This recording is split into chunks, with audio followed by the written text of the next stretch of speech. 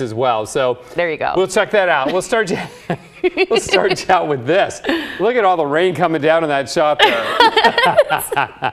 It's hard to tell with all the shiny lights out there sometimes. Just teasing you, Brittany. We do have some cloud cover. It's 41 degrees in town. It's a mix of clearing and cloud. The wind is calm. We did have rain, of course, earlier, but the story right now is quickly transitioning to how much colder it is. Look at this. We're running 5, 6, 11 degrees colder than we were at the same time last night. Tillamook could clear a full, 14 degrees colder than 24 hours ago. Meanwhile, Eastern Oregon is warmer. Relatively speaking, relative to last night, it's actually snowing over there. We'll show you that in a minute. Now, we've got areas of fog forming around Tillamook, up around Chehalis, and down towards Kelso. Also in Corvallis, visibility was down to half a mile a bit ago. Now it's back up to a mile, and there's the Tillamook visibility at a half a mile too. So again, fog is going to be a common feature in our forecast over the days ahead, at least in the morning.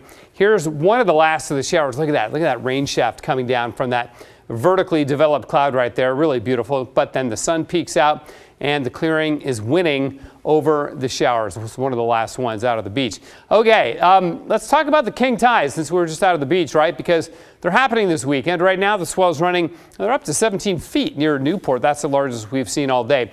But these 4 days, Friday, Saturday, Sunday, Monday, these are the highest of the 2 high tides each day. And over 10 footers, those are big tides. That's relative to the mean low water of the day. So when you get up in double digits like that, that's a big tide. If you get into negative numbers for low tide, that's an extreme low tide. We'll have that as well. This is happening because we're close to the point in Earth's orbit around the sun where we are closest to the sun, so it adds a little extra pull. So nonetheless, be careful if you're going to be out on the beaches. The king tides are really only a big issue when they coincide with a storm, because then you have just lots more water to slosh around and throw around, and that is not the case this weekend.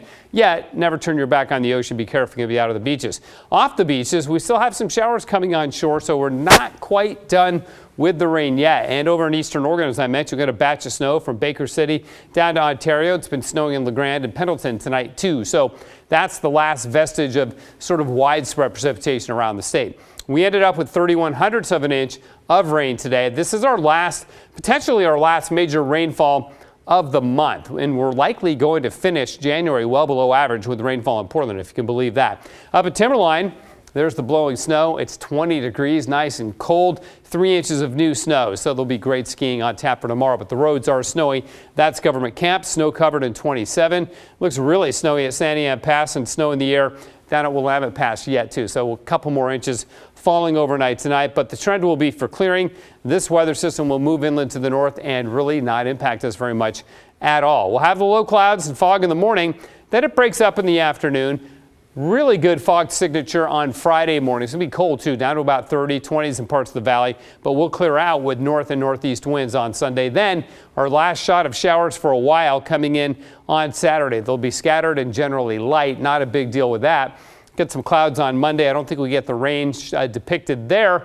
And then east winds next week should limit the fog in Portland. We end up with a lot of dry weather. The upper level pattern is shifting to one that is cool but very dry for about the next 10 days or so. Now, this system towards next weekend may actually miss us and go to the south, but after that, we may yet start to see some cold storms come down from the north. So we're not done with cold, wintry weather here in the northwest. 41 degrees right now, freezing level 3,100 feet. On the Oregon coast, it's going to be one of the nicest parts of the entire state tomorrow. Partly sunny and upper 40s, while much of the rest of western Oregon will stay in the low to mid 40s, like here in Portland, 43 for a high and a morning low of 36. Low clouds or fog in the morning in the valley, and then sun. On Friday, same thing, down to 30 for that morning low. There are your showers, Brittany, on Saturday. That's it. And then after that, it's dry yet again all week, next week.